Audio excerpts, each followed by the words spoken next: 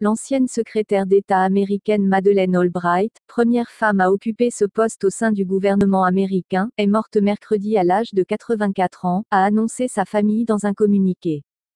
Chef de la diplomatie entre 1997 et 2001, dans l'administration du président démocrate Bill Clinton, Madeleine Albright s'est éteinte des suites d'un cancer, précisent ses proches, qui saluent une défenseur infatigable de la démocratie et des droits humains. Madeleine Albright était une voix passionnée pour la liberté et la démocratie, a salué Bill Clinton, soulignant que sa mort était une perte immense pour le monde à un moment où nous avons le plus besoin des enseignements de sa vie. Dans un communiqué, l'ancien président a rendu hommage à certains de ses nombreux combats pour mettre fin au nettoyage ethnique en Bosnie et au Kosovo, soutenir une expansion de l'OTAN aux pays d'Europe centrale, ou réduire le niveau de pauvreté. Elle les a menés, assure-t-il, sans jamais perdre son grand sens de l'humour ou sa détermination. Madeleine Albright a contribué à changer le cours de l'histoire, a salué le président Joe Biden. C'était une immigrée fuyant les persécutions, a-t-il rappelé dans un communiqué. Et comme tant d'autres avant et après elle, elle était fièrement américaine.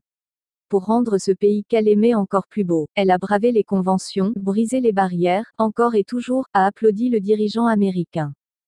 Juste avant de prendre la tête de la diplomatie américaine, Madeleine Albright a passé 4 ans à l'ONU en tant qu'ambassadrice des États-Unis, 1993 à 1997, où elle imprima sa marque, notamment lors de l'intervention de l'OTAN au Kosovo. Au même moment, l'ambassadeur russe est un certain Sergueï Lavrov, devenu depuis le chef de la diplomatie russe et un très proche allié de Vladimir Poutine. Président russe qu'elle accusait, il y a un mois jour pour jour, de commettre une erreur historique, en se préparant à envahir l'Ukraine.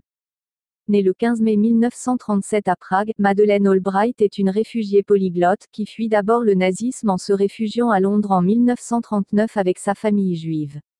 11 ans plus tard, ses proches, qui sont entre-temps retournés en Tchécoslovaquie, décident lorsque les communistes y prennent le pouvoir d'émigrer aux États-Unis, où des études brillantes permettront à Madeleine Albright d'accéder aux plus hautes marches du pouvoir.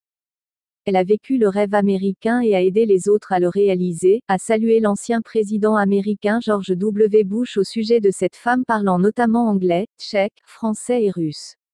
En 2001, juste après l'arrivée de ce dernier à la Maison-Blanche, elle crée le Albright Group, un cabinet de conseil en stratégie internationale basé à Washington et qui conserve une influence de poids sur la scène internationale. Le porte-parole de la diplomatie américaine Ned Price a qualifié sa mort de « bouleversante ». C'était une pionnière, a-t-il souligné. En tant que première femme secrétaire d'État, elle a littéralement ouvert la voie à une grande partie de notre profession.